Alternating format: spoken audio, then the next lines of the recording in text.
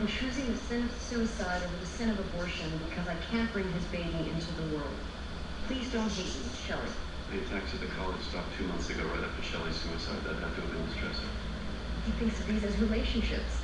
In his mind, Shelley killed their baby. Listen, we need to go back to the last victim and ask one more question.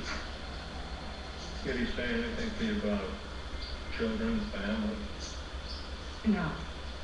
When you mention anything about suicide, we refer to it as a word personal tragedy, somebody who's maybe in a relationship with. Why are you asking me this? One of the victims took her own life when she realized the rapist got her pregnant.